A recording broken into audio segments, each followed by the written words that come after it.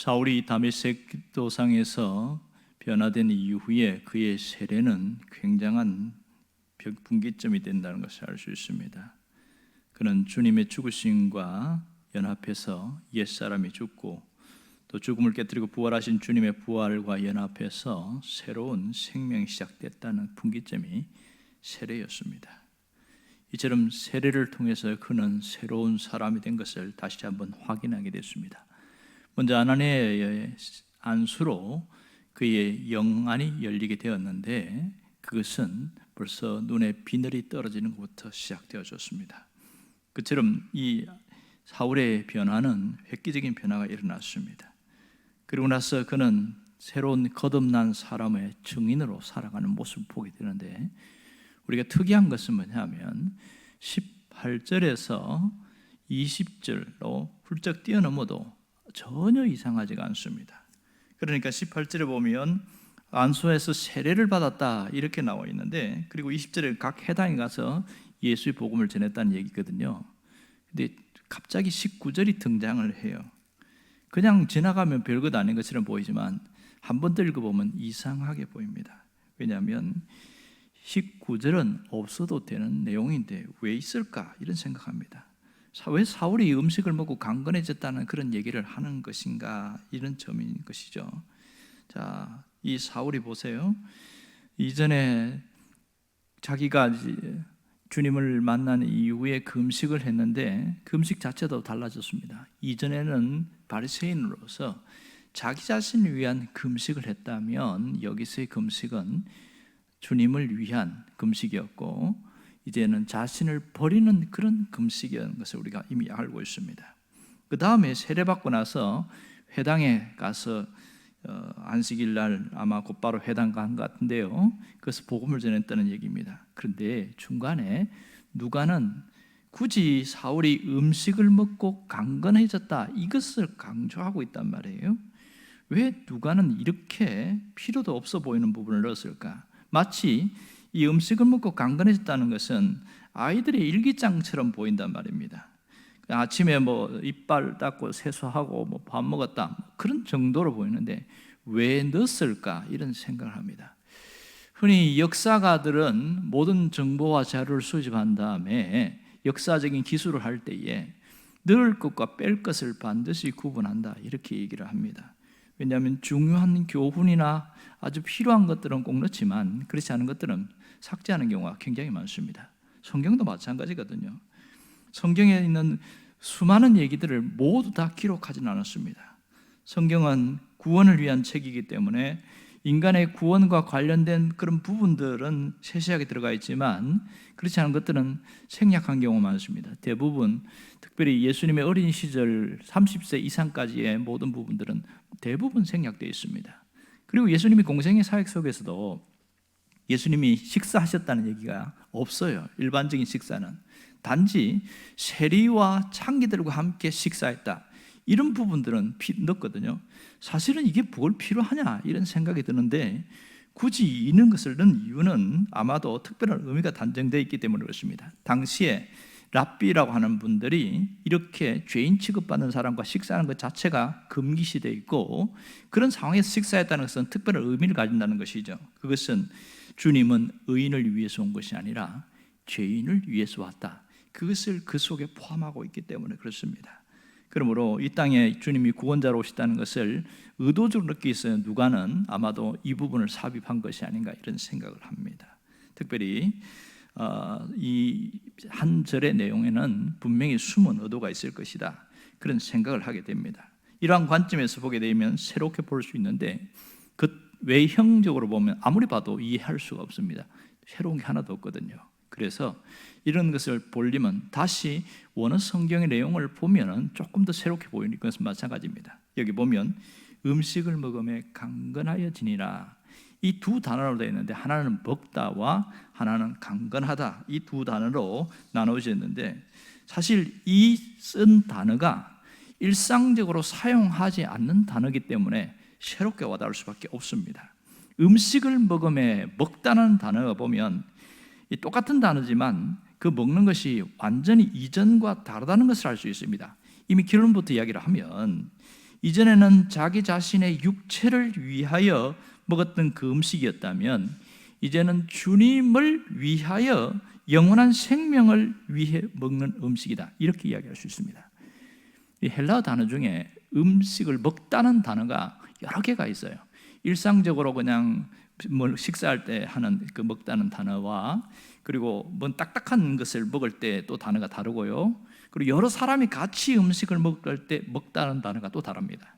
여러 개가 있는데, 근데 희한하게 여기에서는 그런 일상적인 용어의 먹다를 쓰지 않고 전혀 상관없는 람바노라는 단어를 씁니다. 람바노라는 단어는 취하다, 이런 뜻이거든요. 그 단어는 생명과 관련될 때 쓰는 용어거든요. 근데 이 누가는 이 먹다는 단어에다가 생명과 관련된 이 단어를 쓴 이유를 보면, 그 사울이 단순한 음식을 먹은 게 아니라 생명을 먹었다, 그 얘기를 하고 싶은 것이죠. 그러니까 연결이 되더라고요. 여러분, 우리가 하루 세 끼 먹고 살기 위해서 먹었다는 것을 단순한 생명을 위해 먹었다, 그렇게 하지 않습니다. 그것은 육체를 위해 먹는 거죠. 아무리 끼니를 잘 먹든 적게 먹든 산해진미를 먹든지 나를 위해서, 육체를 위해서 먹는 것은 생명을 위해 먹었다, 그렇게 얘기하지 않습니다. 단순히 여기에서 이 누가는 뭘 봤냐면, 그가 세례받은 이후에, 사울이 세례받은 이후에 음식을 먹고 강건해졌다고 할 때에 그 먹은 것은, 그는 그리스도와의 연합을 이룬 그가 영원한 생명, 참 생명을 위해서 음식을 먹었다, 그것을 여기서 강조하고 있는 거예요. 그러니까 이것이 왜 중요한지가 연결되었습니다. 이전에는 단순히 육체를 위해서 음식을 먹었다면, 이후부터는 육체를 위한 음식이 아니라 생명의 통로로, 자신이 생명의 그릇으로 쓰임받는 그런 존재가 되기 위해서 음식을 먹었다, 그렇게 정리가 되는 겁니다. 그러고 보니까 그 다음에 쓰인 강건하여지니라, 이 단어가 쉽게 풀리게 되는 겁니다. 역시 이 단어도, 강건하다는 단어가 헬라어에 한 4개의 종류가 나와요. 여러 개 종류가 나오는데, 그런데 일반적인 그런 건강해졌다, 뭐 그런 단어를 쓰지 않고, 여기에서는 예수님이 그 마지막 그 겟세마네 동산에서 막 힘을 써서 막 기도할 때 그 단어를 쓴 거예요. 힘쓰고 애써서 기도한 그 단어를 여기다 썼는데 전혀 상관없는 얘기거든요. 정리하자면, 이 강건하다는 것은 위로부터 주어지는 하나님의 힘으로 살아가는 사람, 이런 뜻이 되는 거죠. 그러니까 상당히 의도적으로 누가는 이 두 단어를 쓴 걸 보면, 이 사울이 이제는 어떤 자로 사는지를 자세하게 먼저 보여주고 있는데요. 그는 음식을 먹을 때도 참 생명을 위해서 먹었고, 이제는 그가 살아가는 것도 위로부터 부어지는 그 하나님의 힘을 힘입어서 사는 사람이 되었다, 이렇게 이야기합니다. 우리가 알듯이 이 사울은 비늘이 떨어진 이후에 어떤 현상이 생기냐면 눈병이 생겼어요. 잘 안 보입니다. 눈이 안 좋아가지고 글자를 잘 못 읽어요. 오죽하면 성경을 쓸 때도 직접 쓰지 않고 뭐 더디오라든지 뭐 다른 사람들을 통해서 대피를 해가지고 이렇게 써갖고 로마서도 그러고 고린도전 후서도 그러고 자기가 직접 못 썼어요. 불러주면 대피를 했단 말이에요. 그 정도로 눈이 안 좋았는데, 그리고 육체적으로도 상당히 약했습니다. 그런데 놀랍게도 그가 무려 50 몇 개의 여러 대도시를 다니면서 그렇게 복음을 전할 수 있는 것은 자기 힘이 아니었던 거죠. 위로부터 부어주는 능력이 아니면 그렇게 엄청난 일을 할 수가 없었고, 지독하게 고통을 당하고 매를 맞고 그렇게 두들겨 맞으면서도 복음을 전할 수 있는 것은 확실히 위로부터 부어지는 능력인 것을 맞습니다. 오늘 여기서 우리가 어떤 삶을 살아야 하는가를 분명히 깨닫게 되어집니다. 어떤 자의 삶을 살아야 됩니까? 똑같은 삶을 살아도 사울과 같은 이러한 모습으로 살아가자는 거죠. 이전에는 내 육신을 위해서, 육체를 위해서 먹는 삶이었다면, 이제는 그런 삶이 아니라 영원한 생명을 위해서 음식을 먹는 삶으로, 그 복음을 전하는 생명의 통로가 되는 그런 삶을 살겠다는 그런 마음가짐이 있을 때에 변화가 있을 것이고, 또 살아가는 것도 내 건강과 내 힘으로 살아가는 것이 아니라 주님이 주시는 능력, 위로부터 부어지는 그 능력으로 살겠다는 결단하게 될 때는 변화된 사울과 같은 모습으로 살 것이다, 분명히 그렇게 믿어집니다. 그러므로 우리는 늘 점검해 봐야 됩니다. 내 삶의 이정표는 어디를 향하고 있는가, 이것을 생각해 봐야 됩니다. 그리고 나는 어떤 힘으로 살아가는가, 이 두 가지를 잘 생각해야 됩니다. 성경에 나오는 믿음의 사람들의 모습을 보면 확실히 이전과 이후에 변화된 삶이 확연하게 다른 것을 볼 수 있습니다. 여러분, 모세만 봐도 그렇습니다. 그는 40년 동안 왕궁의 삶은 자기 자신을 위한 삶이었어요. 그러나 여지없이 무너진 이후에 그렇게 버려진 것 같은 그 삶 속에서는 무슨 일이 있었습니까? 그때에 영원한 생명을 위한 하나님의 도구로 거듭났고, 나머지 그 이후에 또 40년은 온전히 하나님을 위한 그런 생명의 도구로 쓰임받은 것을 알 수가 있습니다. 우리가 신약에서 삭개오를 잘 압니다. 이 삭개오가 탐욕에 눈이 멀었을 때는 모든 먹는 것이 자신의 육체를 위해서 살아온 것이었지만, 그는 탐관오리의 그런 전형적인 모습을 드러냈지만, 주님을 만난 이후에 그는 삶이 생명을 위한 옷을 입고 영원한 구원받은 사람의 표징으로 살아갔습니다. 완전히 다른 삶을 살았지요. 누가복음 15장에 나오는 둘째 아들도 마찬가지겠지요. 아버지의 재산을 받아가지고 자신의 육체를 위해서 먹고 마실 때에는 시대의 탕자와 똑같습니다. 하지만 그는 정신을 차리고 아버지의 집으로 돌아가고자 해서 모든 것을 내려놓고 갔을 때에는 그는 진정한 새로운 존재로 거듭났다는 것을 우리가 잘 알고 있습니다. 여러분, 그러므로 우리는 어떻게 살아야 하느냐, 그 이 삶의 이정표가 그 사람의 모든 것을 바꾸어 놓는다는 것을 알 수 있습니다. 우리가 분명히 기억할 것은 우리의 영혼은 우리의 얼굴을 통해서 드러납니다. 특별히 예수 믿는 사람은 확인합니다. 일반적인 사람들도 그 사람의 마음 상태가 얼굴에 드러난다고 이야기를 해요. 특별히 신앙인들에게는 영혼의 모습이 얼굴에 드러나고 있다는 것을 알아야 됩니다. 여러분, 얼굴이라는 단어의 원래 본 말이 얼꼴이라는 뜻이거든요. 얼꼴, 영혼의 모습이 드러나는 얼굴, 그것이 원래 뜻입니다. 그러니까 인간의 영혼의 상태가 얼굴을 통해서 드러난다는 것이겠지요. 만일 보세요, 모세를 아까 언급을 했는데, 그가 자기 힘만 힘있고 살아간 그런 유용한 얼굴의 모세의 모습과 하나님의 힘을 힘입어서 출애굽을 하는 그 모세의 모습은 너무나 대조적이라고 하는 것을 알 수가 있습니다.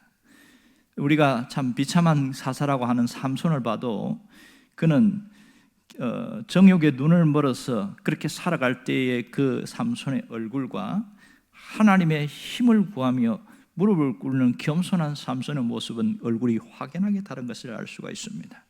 삭개오도 마찬가지겠지요. 불의한 뇌물을 챙기는 삭개오의 얼굴과 주님께 자신의 삶을 의탁하는 그 삭개오의 얼굴은 확연하게 차이가 난다는 것을 알 수가 있습니다. 오늘 이 사울의 얼굴도 마찬가지입니다. 자기의 육체가 원하는 대로 먹고 마시면서 그렇게 진리를 대적하며 살았던 그 사울의 얼굴이 이제는 비록 초췌하고 그렇게 건강해 보이지는 않지만 위로부터 부어지는 능력에 힘입어서 살아가는 사울의 얼굴은 확실히 다르다는 것을 알 수 있습니다. 오늘 우리는 우리의 영혼이 얼마나 아름다운지, 얼마나 순수한지 이런 부분들을 스스로 알 수가 있습니다.